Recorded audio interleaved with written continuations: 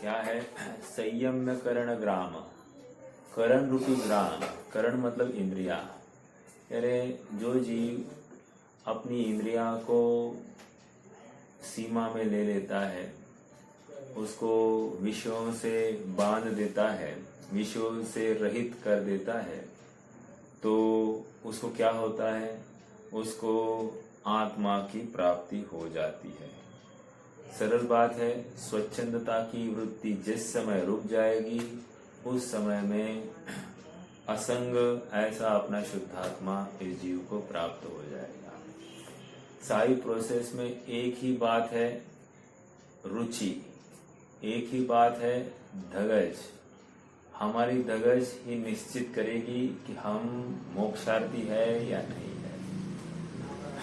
ये किसी को दिखाने की बात नहीं है, ये स्वयं को आजमाने की बात है। हम स्वयं के लिए कितना समर्पित है। हम स्त्री, पुत्र, मकान, जायदाद, हमारे जॉब के लिए, प्रोफेशन के लिए कितने समर्पित हैं? क्या उतने ही समर्पित हम अपने आत्मा के लिए हैं? चलो और किसी के लिए नहीं, हम अपने शरीर के लिए कितने समर्पित हैं? क्या उतने ही समर्पित हम अपने आत्मा के लिए? विचार करना चाहिए। अभी आज थोड़ा सा सरदर्द हो जाए तो हम शरीर के लिए कितना काम करने के लिए तैयार है, उसको आराम देंगे, आदि आदि सब बातें हो सकती है। या आत्मा को ऐसे करने के लिए हम तैयार है, मतलब आत्मा को आराम देने के लिए तैयार है। आराम मतलब मालूम है? आराम मतलब क्या? विश्राम। बगीचा, बगीचा है ना, बगीचे में क्यों जाते हैं? आराम। ठीक है, आत्मा राम। ठीक है, चलिए प्रकरण अपना अंतिम सूत्र पर है और यहाँ पर हम सिद्धों को भेद से देख रहे हैं। सचमुच सिद्धों को भेद से देखा नहीं जाता है, लेकिन एक विषय, एक जिज्ञासा कि जीव किस प्रकार से मुक्त होते हैं, तो अनेक अनेक अपेक्षाएं लगाकर यहाँ पर ये बात समझाई जा रही है। देखो, मुझे ना थोड़े दिन पहले प्रश्न आया था। प्रश्न ऐसा था कि महावीर भगवान पद्मासन दशा में मुक्त गए हैं या खड्गासन दशा में? मुझे ये प्रश्न थोड़ा सा ठीक नहीं लगा। ठीक नहीं लगा मतलब क्या? मतलब अप्रयोजनभूत लगा। मूल बात तो छोड़ दी और अब बाकी ये मुक्त कैसे हुए, ये कैसा हुआ है, इसके ऊपर बात रहती है, तो उसमें विरोध है। हाँ, यदि आपने तत्वों को समझ लिया है, वस्तु स्वरूप समझ लिया है, फिर अब विशेष जानकारी के लिए ये बातें ओके, कार्यकारी। समझ में आ रहा है क्या? तो मूल को छोड़कर बाकी सब बातों का ज्ञान करना कोई उपलब्धि नहीं है। चलो, तो अब ये प्रकरण यहाँ इसलिए आया है क्योंकि अब पूरे वस्तु स्वरूप को समझा आए हैं और अब विशेष विशेष जानकारी सिद्ध कैसे होते हैं उसकी यहाँ पर बात हो रही है। देखो,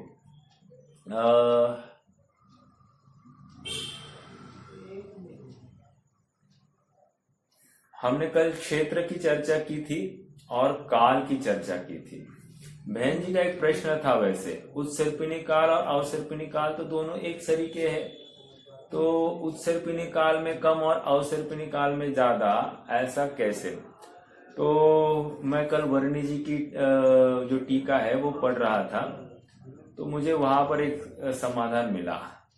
वहां पर वे कहते हैं कि देखो, उत्सर्पिणी काल में ऐसा मात्र और मात्र चौथे काल में ही जीव मुक्त होते हैं। अवसर्पिणी काल का ऐसा नहीं है। अवसर्पिणी काल में तीसरे काल के अंत में भी जा सकते हैं, मतलब तीसरा मतलब सुखमा दुखमा, फिर दुखमा सुखमा में तो जाते ही जाते हैं, प्लस दुखमा काल मतलब पंचम काल में भी जा सकते हैं। तो ये ऐसे 3 कालों में मुक्ति होने के चांसेस है, तो अवसर है, इसलिए अवसर्पिणी के मुक्त हुए जीव ज्यादा होंगे। ये एक तर्क दिया। दूसरा तर्क ऐसा दिया है कि देखो, जैसे उत्सर्पिणी का काल प्रारंभ हो गया तो स्टार्टिंग में कम जीव जाएंगे। क्यों? क्योंकि धर्म की जब स्थापना हुई होती है, आदि आदि सब बातें, इसलिए स्टार्टिंग में बहुत कम जीव जाएंगे, आगे आगे बढ़ के जाएंगे। तो ये एक तर्क दिया जो मुझे इतना रास नहीं आया, लेकिन तर्क तो दिया है, सो मैं आपके साथ में शेयर कर रहा हूं। क्या कि ऊपर से नीचे आते समय ज्यादा जीव जाएंगे, लेकिन क्यों?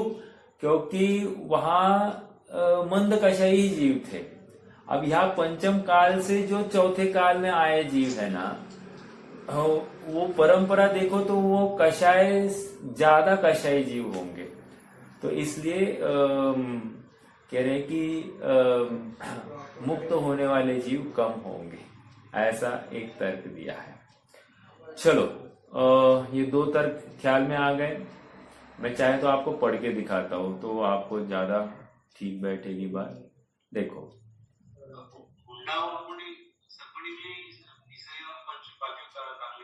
बराबर बराबर, यस यस यस, लेकिन नहीं नहीं नहीं नहीं, बराबर, मात्र हुंडा और सर्पिनी का ही तीसरा और पांचवा है, ये भी एक नोट कीजिएगा। क्योंकि हर अवसर्पिणी में तो वो चौथा ही, मतलब दुखमा सुखमा काल ही लेना है, ठीक है, अन्य कोई भी नहीं। फिर भी वहां पर भी पॉसिबिलिटी ज्यादा है, ऐसा कहेंगे, क्योंकि भोग भूमि खत्म हो गई है, मंद परिणामी जीव है, तो मुक्त होने के चांसेस ज्यादा होते हैं।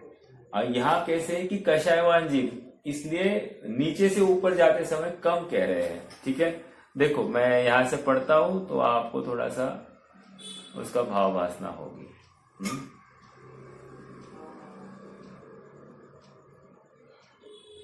क्षेत्र संबंधी अल्पभोत्व की दृष्टि, ये है ना, क्षेत्र है ना, हाँ,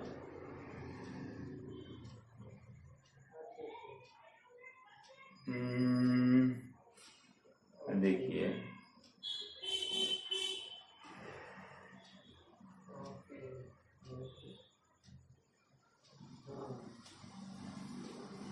हाँ यही है, क्षेत्र और काल। हाँ देखो,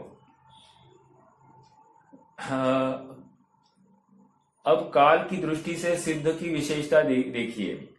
काल के 3 भागों को में बांटिए, उत्सर्पिणी, अवसर्पिणी और दोनों से रहित, ऐसा, ठीक है। सबसे कम सिद्ध हुए हैं उत्सर्पिणी काल से। इन तीनों की अपेक्षा से बात कही जा रही है, उससे अधिक सिद्ध हुए अवसर्पिणी काल से। और यहाँ जो इतना अंतर मिला है, उसका कारण यह है कि देखो, अभी आदिक का जन्म, क्या कहा कि ये अवसर्पिणी काल में तो पंचम काल के बाद चौथा काल आया, सो चौथे काल में सिद्ध होने की वृत्ति कम रही, वहां उत्पन्न हो, उसके बाद सिद्ध हो, और पंचम काल जैसे हीन काल के बाद में तपस्चरण, दीक्षा आदि का कम चला, और फिर चतुर्थ काल के बाद भोग भूमि तक लग जाएगी। तो इन सब कारणों से उत्सर्पिणी काल में हुए सिद्ध कम होंगे। कारण समझ में आया? पंचम काल हीन था और कषायवान जीव होंगे, इसलिए चौथे काल में वैसे तपस्चरण में लगने वाले जीव भी कम होंगे स्टार्टिंग में, ऐसा इन्होंने एक तर्क दिया है। और दूसरा तर्क तो जो मैंने कहा था, क्या है, जो 3 काल में मुक्त होते हैं तो पॉसिबिलिटी ज्यादा हो जाती है कि मुक्त होने की। तो ये एक बात यहाँ पर समझ लेना। ओके, चलिए अब अगले बिंदु की तरफ बढ़ते हैं। काल अपेक्षा चर्चा हो गई, गति अपेक्षा चर्चा। अब क्या कह रहे हैं, देखिए, गति मतलब क्या? अरे मुक्त होने वाला जीव तो एक कौन सी गति से होगा? मनुष्य गति से। लेकिन यहाँ पर भूतग्राही नए से देखा जा रहा है कि कौन सी गति से मनुष्य हुआ और फिर मुक्त हुआ, ये देखा जा रहा है। मान लो जैसे भरत के जो पुत्र है, वो कौन सी गति से आए थे? 923 तिर्यंच गति से, ठीक है। नहीं, गिजाई के बीच में गिजाई के भाव धारण किया था, उसके बाद में फिर उन्होंने मतलब 2 इंद्रिय जीव हुए, और उसके बाद में फिर वे मनुष्य अवस्था आए थे। तो मुझे ये कहना है कि तिर्यंच गति से आए जीव है, तो ऐसे ही तिर्यंच गति से मनुष्य होना, मनुष्य होकर फिर मुक्त होना।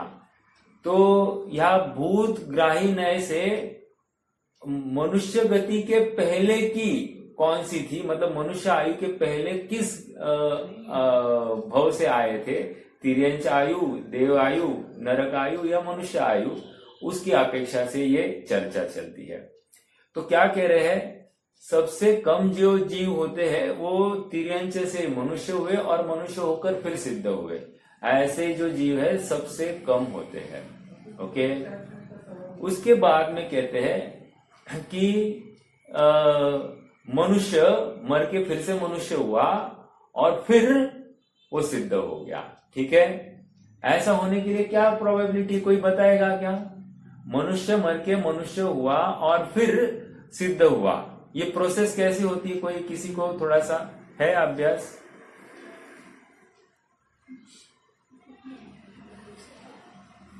यहाँ से विदेश क्षेत्र जा सकते हैं ना? हाँ, वहाँ जाके मोक्ष जा सकता है कि? बराबर, एक ऑप्शन ये हो गया। ठीक है, वो बराबर है, मतलब वो एक भव अवतार ही होते, श्योर शॉट ये होता है। मतलब यहाँ से जो जीव विदेश क्षेत्र जाएंगे, ये 123 जीव है इस पंचम काल में, 123 जीव जानने वाले हैं। अभी कितने 123 जीवों की क्या गिनती करना, तो 123 जीव जाने वाले ये। लेकिन प्रश्न ये है कि तिर्यंचों से ज्यादा जीव मनुष्य है, तो हमारे यहाँ से वहां गए और फिर वे मुक्त हो गए, ये एक ऑप्शन तो है ही। लेकिन जीव की संख्या तो बहुत कम है, इतनी कम संख्या के लिए वे नहीं बताएंगे। संख्या गुने ज्यादा कह रहे हैं ना, तिर्यंचों से संख्या गुने ज्यादा, तो निश्चित ज्यादा होने चाहिए। तो दूसरा ऑप्शन क्या है, क्या हो सकता है?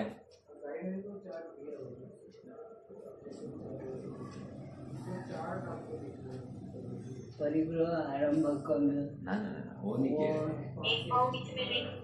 नहीं, ये भव बीच में लेना ही नहीं है, मनुष्य से पहले मनुष्य ही था, यही लेना है। ये जी क्वेश्चन क्या है, एक बार बोलो ना। तो देखो, ऐसा है, प्रश्न ये है कि कोई जीव मनुष्य हुआ और मुक्त हो रहा है, राइट? अब हम गति की चर्चा कर रहे हैं कि कौन से गति से आया जीव मुक्त हो जाता है। तो कहते हैं कि चारों गति से आया जीव मुक्त हो सकता है। मतलब कोई तिर्यंच से आया, मनुष्य हो गया, मुक्त हो गया, नरक से आया, मनुष्य हुआ, मुक्त हो गया। तो कह रहे हैं कि हमने ये देखा कि तिर्यंच गति से आए हुए जीव सबसे कम से मुक्त होते हैं, उसके बाद में मनुष्य होते हैं। तो ये मनुष्य जो है, मनुष्य मर के मनुष्य होने का कारण क्या है, कैसे, मतलब ये कैसे प्रोसेस होती है? मनुष्य मर के मनुष्य हुआ और मुक्त हुआ, ये पॉसिबिलिटी कैसे होती है, मुझे ये चाहिए। देखो, एक तो बहन जी ने जवाब दिया कि यहां से कर्म भूमि से मर गया और विदेश क्षेत्र में जन्म लिया, और विदेश क्षेत्र में जन्म लेकर फिर मुक्त हो गया।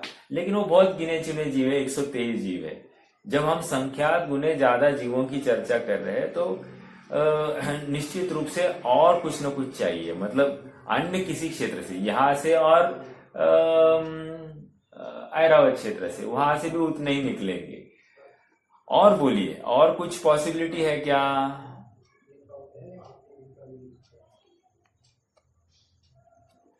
देखो, ऐसा हो सकता है क्या, विदेश क्षेत्र का जीव मरकर फिर से विदेश क्षेत्र में जन्म ले?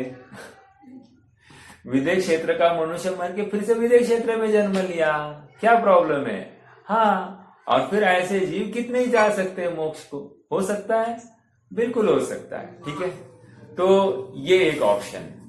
तो तिर्यंचों से मनुष्य बने जीव ये ज्यादा, संख्या गुने ज्यादा। अब उससे कह रहे, उससे ज्यादा जीव कौन? नारकी।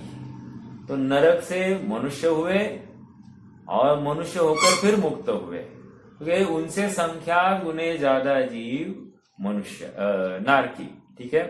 और नारकियों से संख्यात गुने ज्यादा जीव देव पर्याय से आते हैं, मनुष्य होते हैं और फिर मुक्त होते हैं। समझ में आया? हाँ, इसका कारण कोई बताएगा क्या? वैसे देव से ज्यादा और नरक से कम?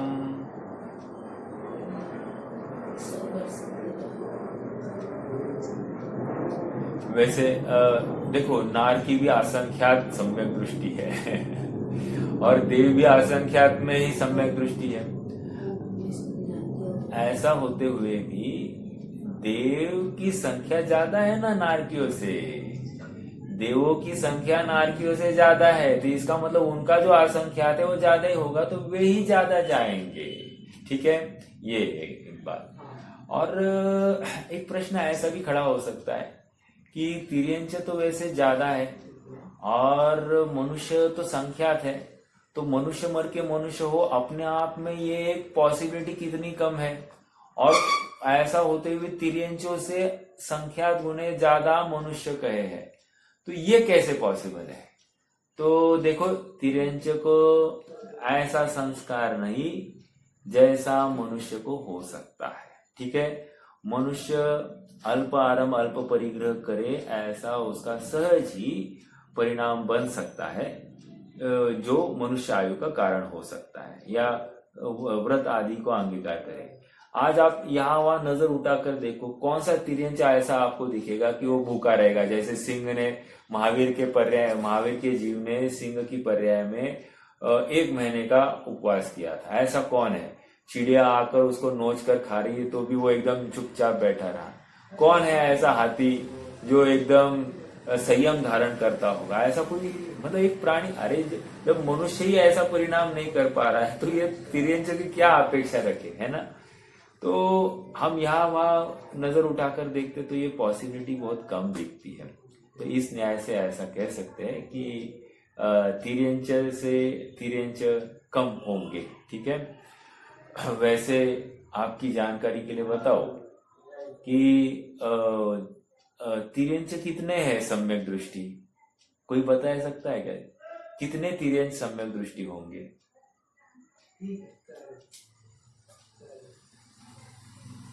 संख्यात या असंख्यात? प्रश्न तो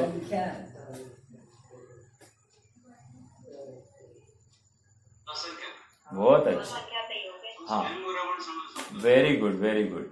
अरे स्वयंभू रमन समुद्र में असंख्यात सम्यक दृष्टि तिर्यंच है। अरे पंचम गुणस्थान वाले असंख्यात है राहुल।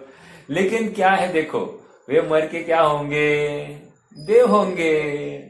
ठीक है, इसलिए मनुष्य नहीं होना ना उनको। अब देव होकर फिर यहाँ आएंगे तो मनुष्य होंगे, फिर जाएंगे, वो अलग बात, लेकिन डायरेक्टली तो नहीं होंगे ना। तो यहाँ कह रहे तिर्यंच होकर फिर यहाँ पर आकर मनुष्य बनना, तो मनुष्य होने का, तिर्यंच से मनुष्य होने का पॉसिबिलिटी भी कम होगी। लॉजिकली तिर्यंच से मनुष्य होने की पॉसिबिलिटी कम है।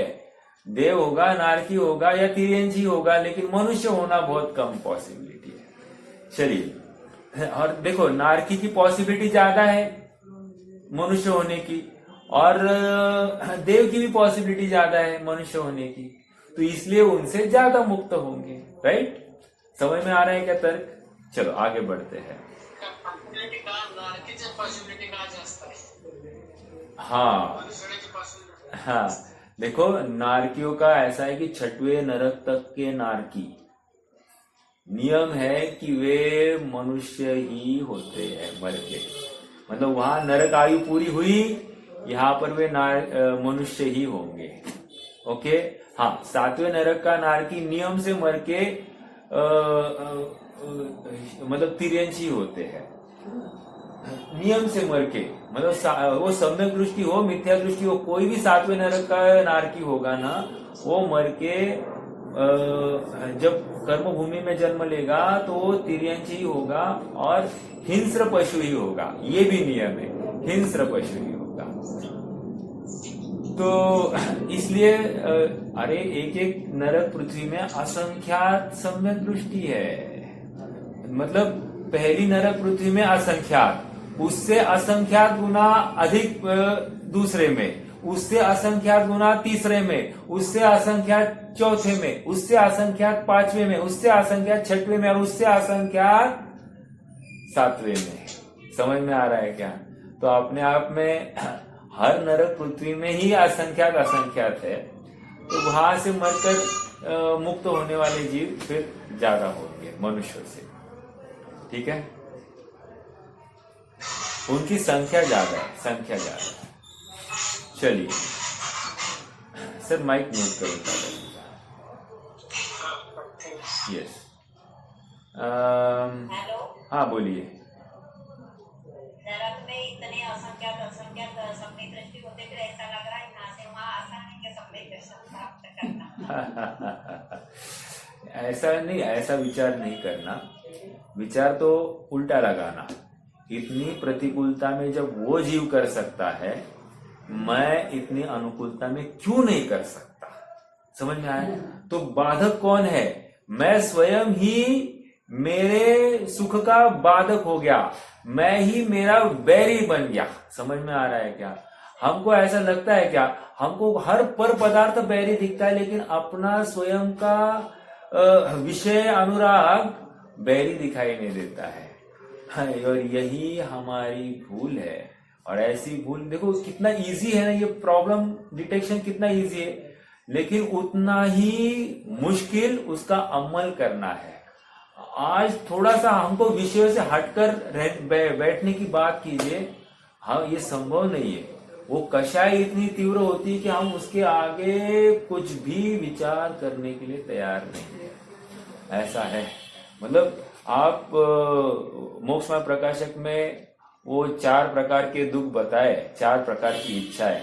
वो इच्छाएं सचमुच विचारणीय है, और हर एक इच्छा स्वयं के ऊपर अप्लाई करके देखनी कि हाँ ये इच्छा हो अपने में हो रही है क्या? हाँ, तो मैं इससे दुखी हो रहा हूं, ये स्वीकार करने की तैयारी होनी चाहिए।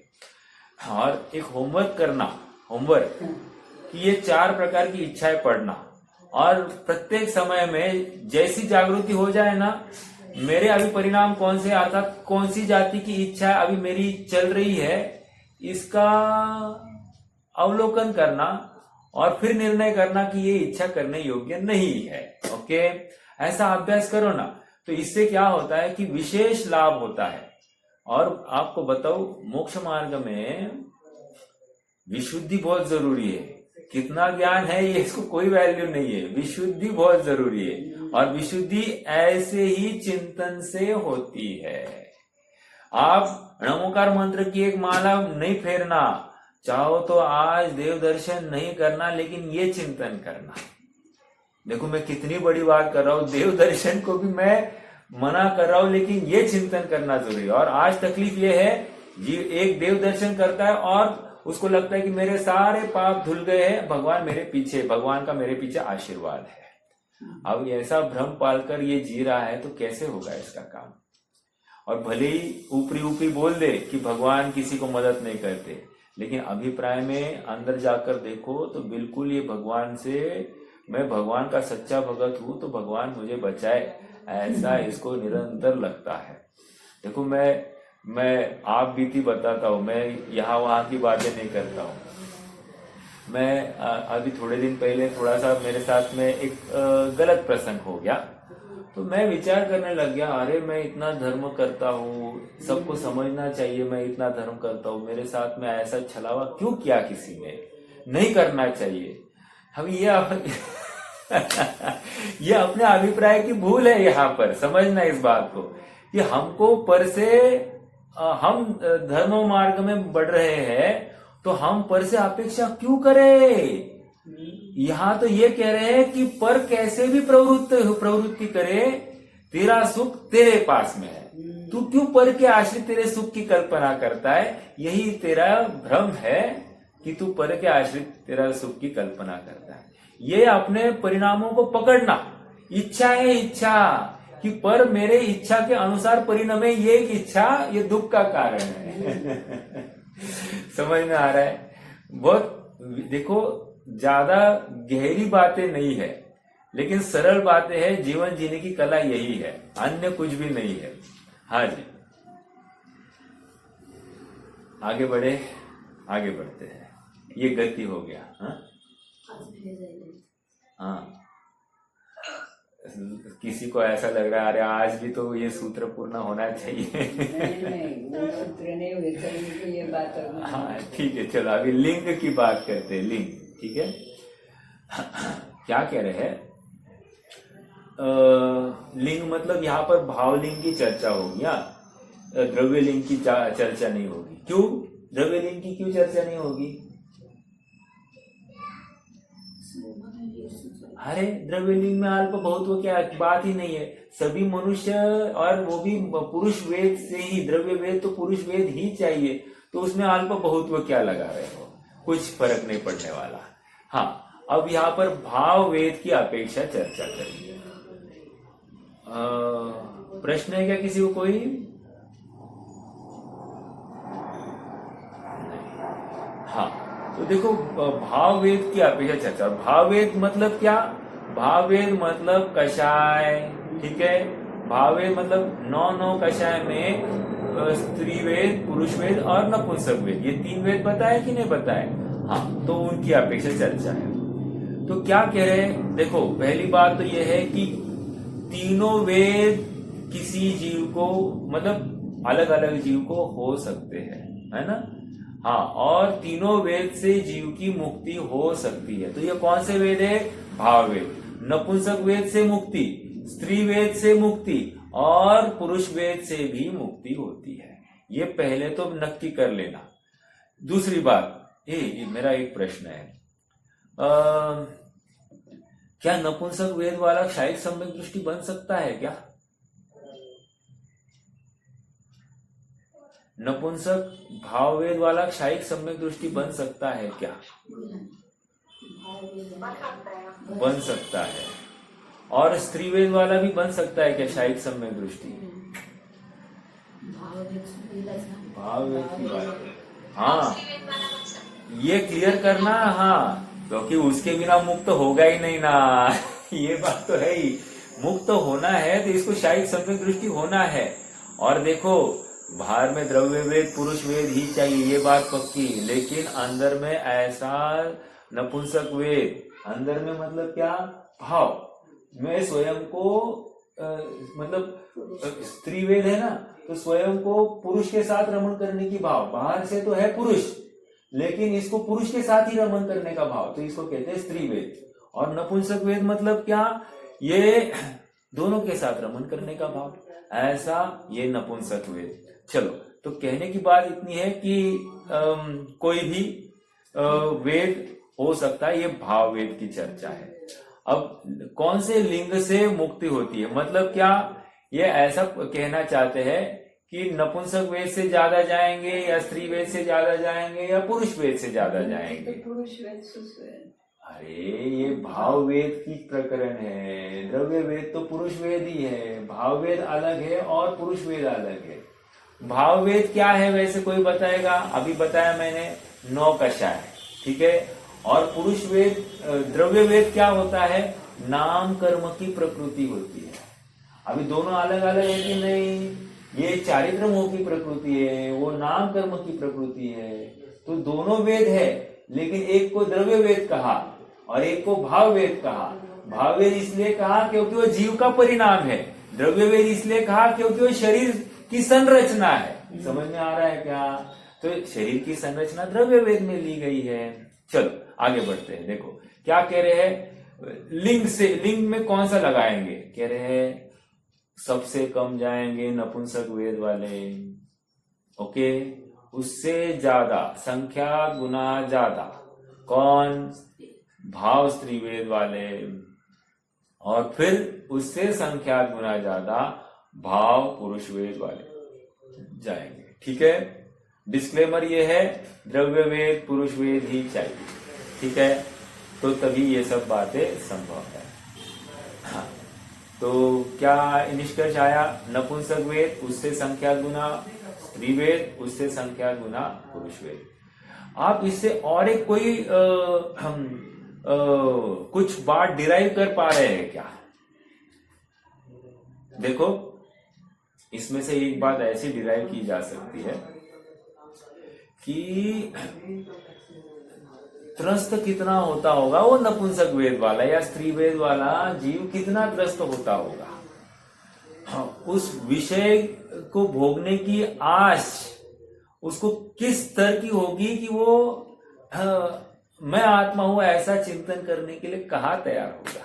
समझ में आ रहा है क्या? तो अपने आप में ये बहुत बड़ी बात है कि नपुंसक वेद, और देखो लॉजिकली आप विचार कीजिए, नपुंसक वेद का ज्यादा पुरुषार्थ होगा, फिर उससे कम स्त्री वेद का, और सबसे कम फिर पुरुष वेद का। क्यों?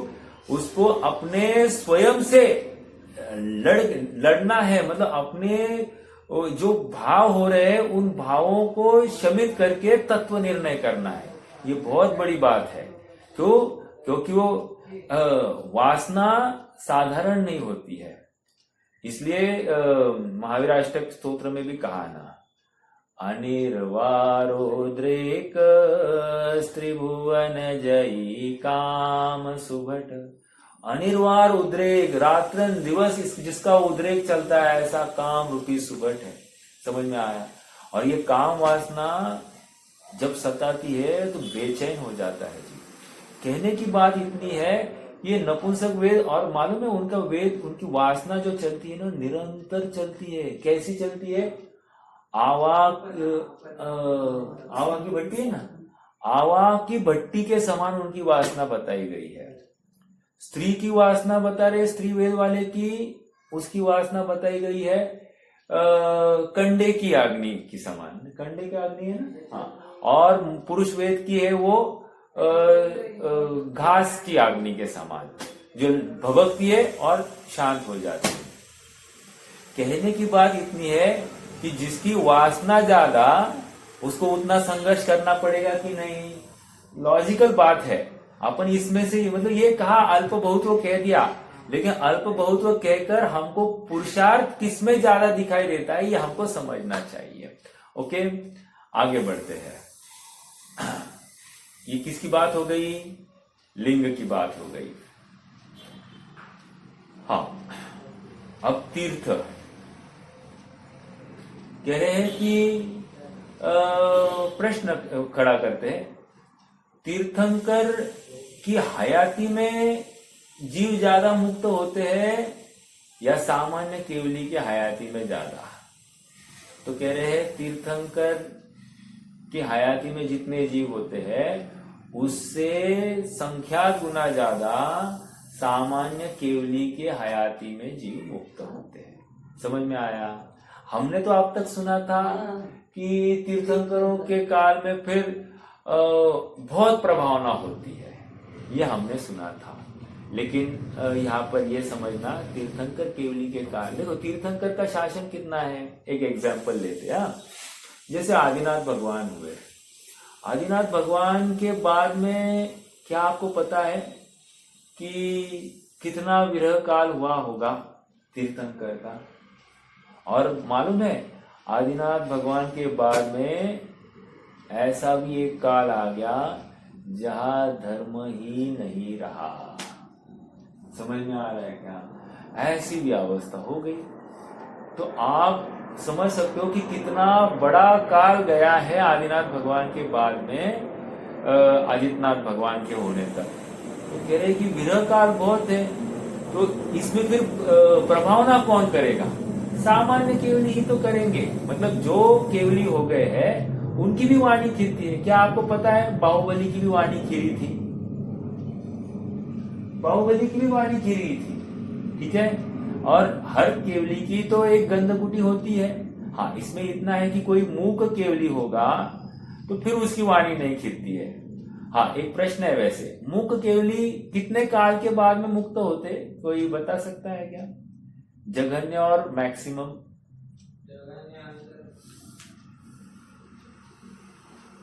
जघन्य की तो बात ही नहीं है, अंतर्मुख वो बोलेगा काय को, वो तो मुक्त हो जाएगा। ठीक है, वो तो रह गया। उत्कृष्ट बताइए, मूक केवली कितने काल के लिए रह सकते हैं?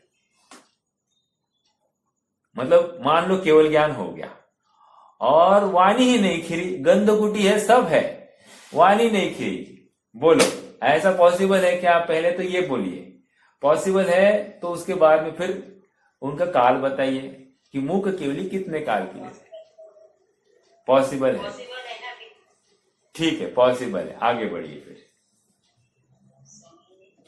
समय नहीं, अनुमान लगाना है आप आने, ये तो क्या है।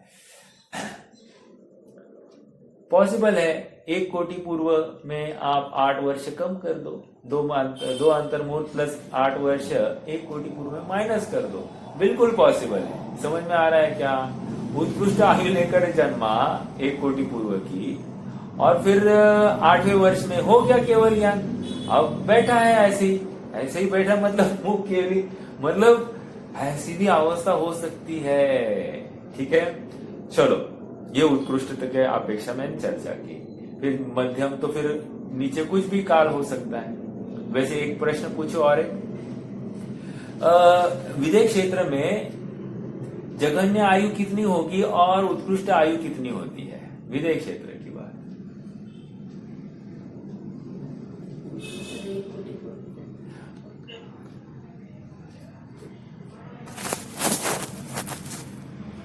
क्षेत्र में जघन्य आयु और उत्कृष्ट आयु क्या होगी मनुष्य की अपेक्षा? उत्कृष्ट आयु तो 1 कोटि पूर्व की है। जगन्य अंतर्मुहूर्त की हो। अंतर्मुहूर्त मतलब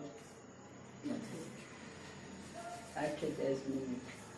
अरे अंतर्मुहूर्त मतलब पर्याप्त तो हो गया ना, तो भी अंतर्मुहूर्त पकड़ लेना। ऐसा अंतर्मुहूर्त वाला मर गया तो गया, समझ में आया?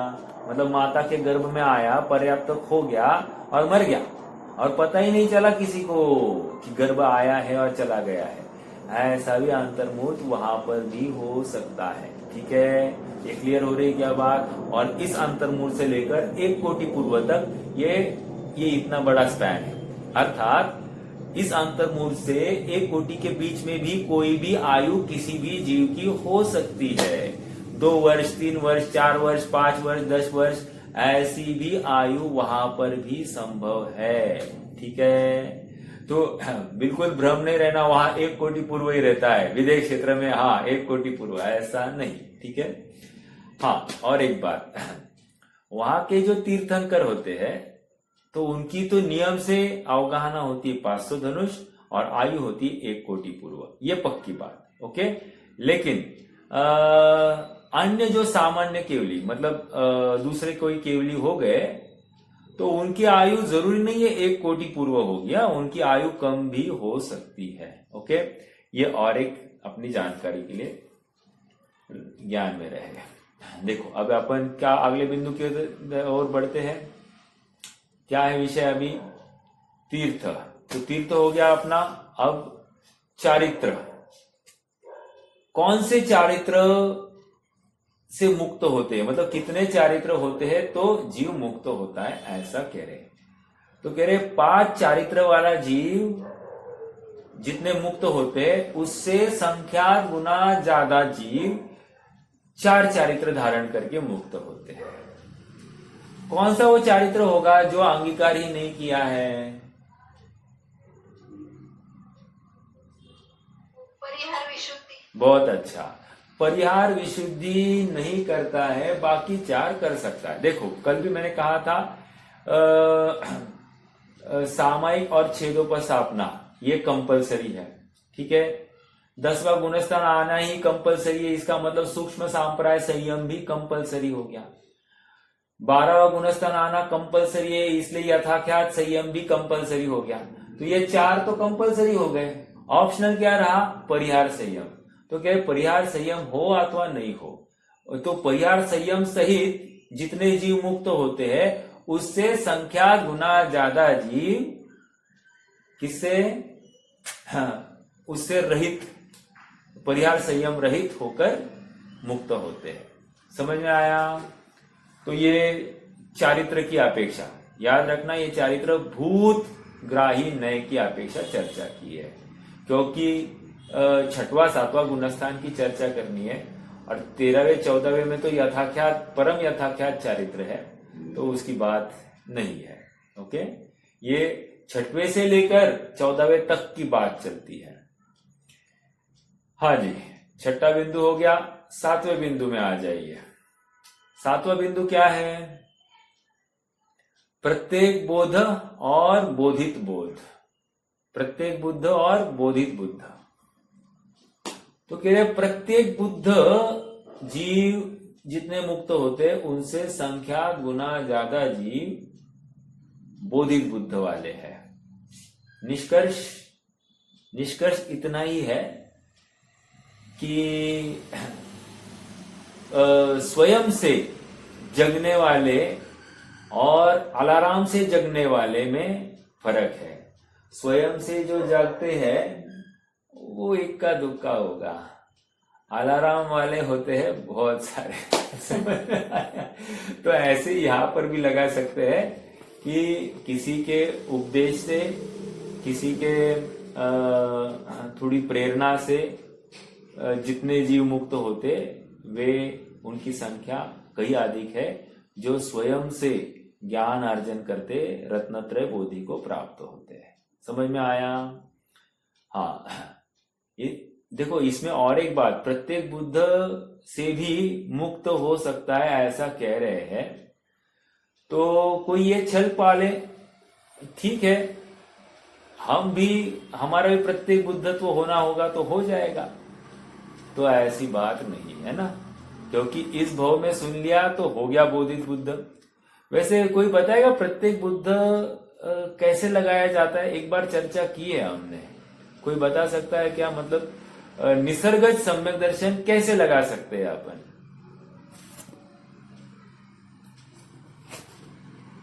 देखो मैं बताऊं, मैं बताता हूं। मान लो कोई जीव अभी वर्तमान में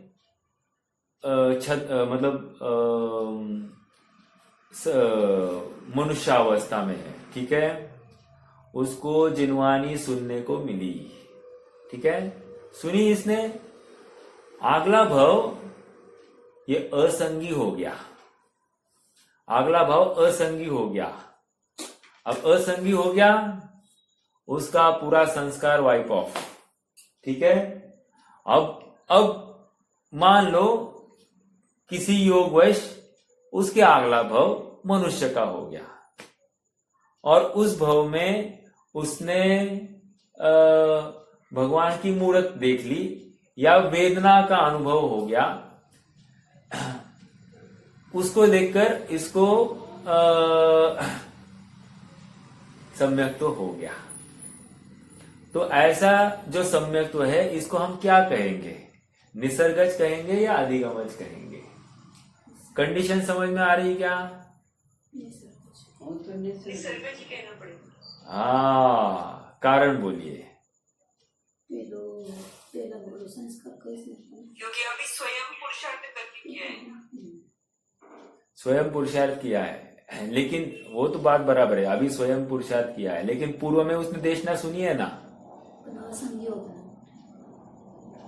और वो बीच में चली गई थी ना, देशना सुनी भी है उसने, हाँ, वो असंगी हो गया, वो सब चला गया था ना, फिर बाद में स्वयं से किया। ठीक है, देखो ऐसा है, संस्कार एक बार संगी से असंगी हो गया, खत्म, जितना संस्कार है सब वाइप ऑफ, कुछ भी नहीं बचता। ओके, इसलिए हमने इस मनुष्य पर्याय में जितने संस्कार ग्रहण किए हैं धर्म संबंधी, ये अगले भव में कंटिन्यू हुए, इसके लिए जरूरी है कि हम फिर से संगी बने रहे। तो संगी बनने का यत्न करना पड़ेगा, इतना तो विचार अपने ज्ञान में रहे, ठीक है। ओके, चलिए, तो ये एक बात हो गई कि प्रत्येक बुद्ध सिद्ध से संख्या गुना ज्यादा बोधित बुद्ध सिद्ध होते हैं, ठीक है, वेरी लॉजिकल। ओके, चलो आगे बढ़ते हैं, अगला बिंदु देखते हैं, ज्ञान। ज्ञान में लगाना है, कह रहे हैं कि कौन से ज्ञान से कितने जीव होते हैं? तो कह रहे दो ज्ञानधारी जो जीव होते हैं, अर्थात मति ज्ञान और श्रुत ज्ञान। एक ज्ञानधारी जीव मुक्त हो सकते हैं क्या? एक ज्ञानधारी मुक्त ही होते हैं। तो उनकी बात नहीं है, यहाँ पर मिनिमम दो ज्ञान की बात चल रही है। मिनिमम दो ज्ञान, मति श्रुत ज्ञान वाले जो जीव है ये तो मुक्त होंगे उनसे संख्यात गुने ज्यादा 4 ज्ञान के धारी जीव होंगे मुक्त। मतलब मति श्रुत अवधि मनपर्य, चारों ज्ञान किसी जीव को एक साथ होंगे। एक साथ होंगे मतलब क्या? धारणा में ही, मतलब लब्धि में ही होंगे। उपयोग में तो एक ही ज्ञान का व्यापार होता है, ठीक है, लेकिन एक साथ संभव है इसके इतना क्षयोक्षम 4 ज्ञान संबंधी। तो 4 ज्ञान के धारी उनसे संख्यात गुना ज्यादा और 3 ज्ञान के धारी उनसे संख्यात गुना, ठीक है। अब एक प्रश्न यहां पर खड़ा हो सकता है, क्या कि 3 ज्ञान में तो पॉसिबिलिटी क्या है? मति श्रुत अवधि और मति श्रुत मनपर्य, ऐसे कोई भी 3 ज्ञान हो सकता है। तो इसमें क्या भेद कर सकते हैं? तो ऐसा शास्त्रों में कहीं वर्णन तो मिलता नहीं है कि 3 ज्ञान कौन से लेना। तो कोई भी 3 ज्ञान ले लो, उनसे ज्यादा होंगे, इतना समझ लेना, ठीक है। समझ में हो सकता था ऐसे कि 3 ज्ञान में भी आप अलग से अवधि वाले कितने और मति श्रुत और मनपर्य वाले कितने, इनमें भी अल्प बहुत वो कह सकते थे। क्या कहा? अवधि वाली ही ज्यादा होगी ना। हाँ, अनुमान से अपन लगा सकते हैं, ऐसा अनुमान से, लेकिन ऐसा कोई वर्णन तो नहीं है। अनुमान से इसलिए लगा सकते हैं क्योंकि अवधि से ज्यादा विशुद्धि मनपर्य को लगती है। तो इस न्याय से अपन ये तर्क दे सकते हैं कि अवधि वाले ज्यादा होंगे। हाँ जी, तो ये ज्ञान की अपेक्षा चर्चा हो गई। अब अवगाहना, अवगाहना कह रहे कौन सी अवगाहना से कितने जीव मुक्त होते हैं, ठीक है। हमने देखा कि जघन्य अवगाहना 3.5 हाथ प्रमाण और उत्कृष्ट अवगाहना 525 धनुष प्रमाण, और बीच में जितनी है, बीच में जो है वो मध्यम अवगाहना। तो आचार्य देव कहते हैं जो जघन्य अवगाहना है अर्थात 3.5 हाथ प्रमाण वाली अवगाहना, इसमें सबसे कम जीव मुक्त होते हैं। एक प्रश्न है वैसे 3.5 हाथ वाला जीव की उम्र कितनी होगी जब केवल ज्ञान हो गया तब?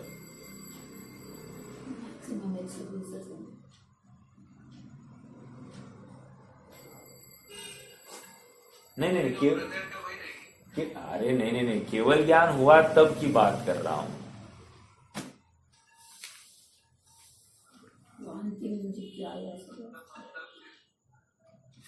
अरे ऐसा कहना है मुझे कि 3.5, ये प्रश्न भी क्यों है मैं आपको बताता हूं। एक बार केवल ज्ञान हो गया तो हाइट बॉडी कुछ भी बढ़ती नहीं है, घटती नहीं है। ये मेन लॉजिक है। मान लो मुझे आज केवल ज्ञान हो गया ना, तो आज इसके आगे अब मैं ना दुबला होऊंगा ना मोटा होऊंगा, जो है ऐसा ही रहूंगा, ठीक है। तो अब किसी जीव को 8 वर्ष, राइट, यस, तो 8 वर्ष में केवल ज्ञान जिसको होगा उसको ही ये पॉसिबिलिटी है। एक दूसरा प्रश्न ऐसा है कि कौन से काल में, मतलब काल का कुछ हो सकता है क्या? अनुमानित ही है, कहा मेरे भी पढ़ने में नहीं है, लेकिन अपन एक जस्ट जिज्ञासा के रूप में, मतलब अवसर्पिणी काल के एंड में ऐसा, या विदेह क्षेत्र में भी कहीं भी 3.5 हाथ वाला हो सकता है ऐसा, इसमें क्या पॉसिबिलिटी ज्यादा दिखाई देती? पॉसिबिलिटी मतलब कहीं भी हो सकती।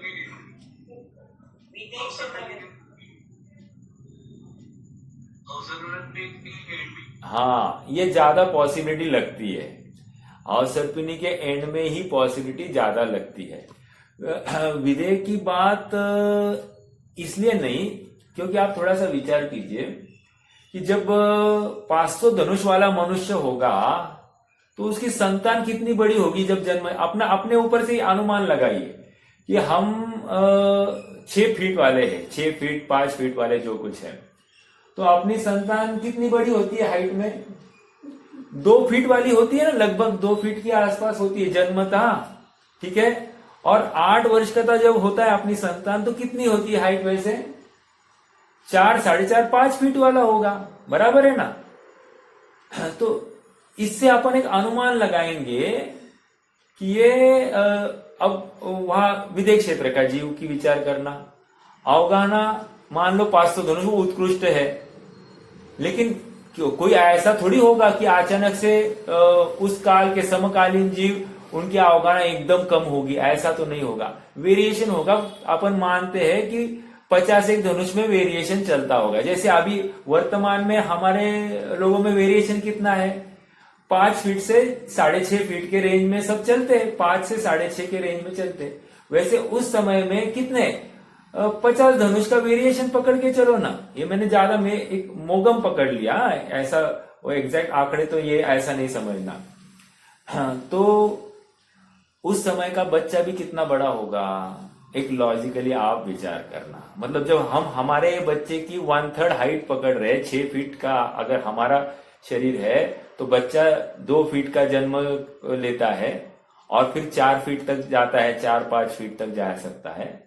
तो उस समय में भी कितना होगा यह अनुमान लगाया जा सकता है। ठीक है, 8 वर्ष की बात है वो भी।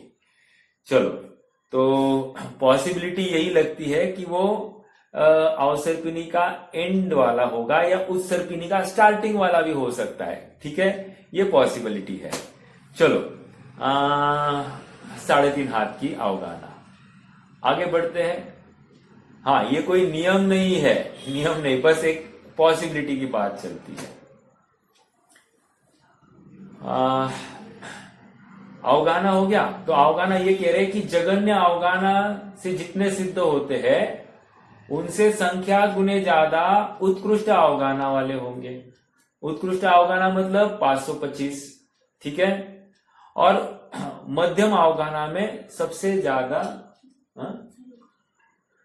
ज्यादा सिद्ध मध्यम अवगाहना में होंगे। ठीक है, चलो, तो ये अवगाहना के माध्यम से भी हमने देख लिया कि कौन कितना होता है। एक प्रश्न है वैसे, कौन से आसन में सिद्ध होते हैं, किसी को पता है? आसन, खड्गासन या पद्मासन। राइट। और किसी को ऐड करना है इसमें एक आध आसन? वो उपसर्ग के काल में फिर वो बराबर, उसको तिर्यक आसन भी कह दिया है, एक तिर्यक आसन। ठीक है, अब ये तिर्यक आसन आप विचार कीजिए कि तिर्यक आसन पॉसिबल कब है? उपसर्ग के काल में, राइट। आड़ा हो गया है, आदि आदि जो कुछ है ये अन्य अवस्था में ही पॉसिबल है। ओके, क्यों कोई जीव ऐसे प्रमाद वश बैठा हुआ नहीं दिखाई देता। चलो, और एक बात, एक प्रश्न है मेरा आपसे।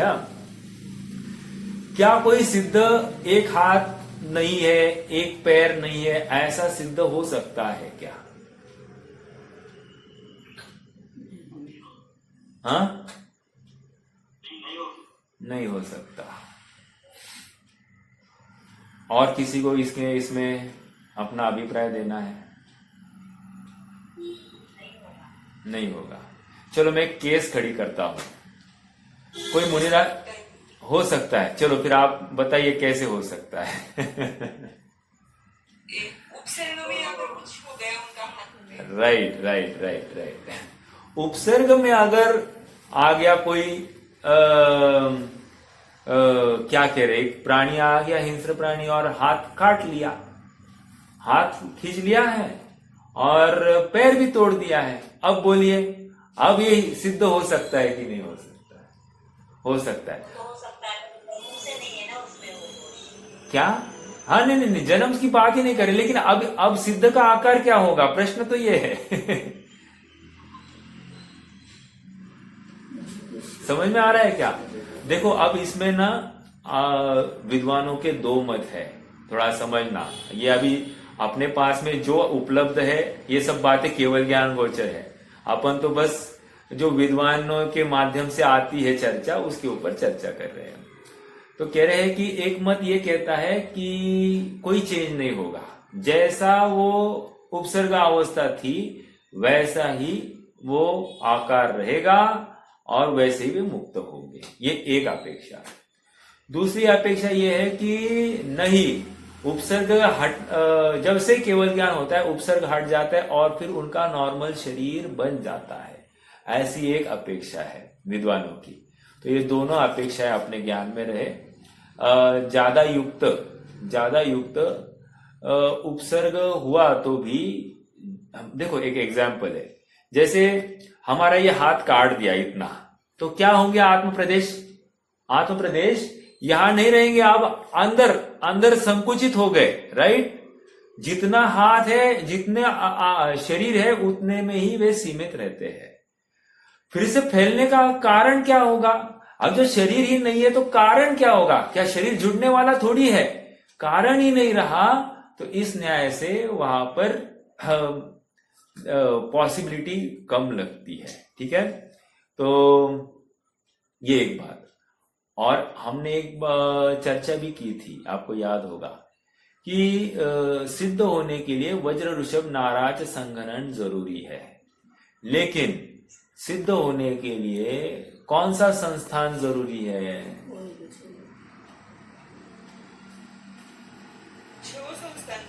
बराबर, 6 संस्थान। तो जो हुंडक संस्थान है, उससे जा सकता है क्या? हुंडक संस्थान वाला कैसे होगा? कुबड़ा होगा तो जाएगा क्या?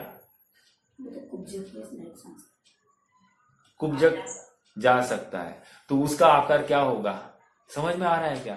तो आकार अलग भी हो सकता है। ठीक है, एक प्रश्न है मेरा और, कोई कुबड़ा जीव समूह शरण में गया है ना, तो समूह शरण का अतिशय है कि कुबड़ा भी सीधा हो जाता है ना ऐसा? तो क्या उसका संस्थान बदल जाएगा? विचार करना, ये अब मेरे पास भी इसका जवाब नहीं है। विचार करना कि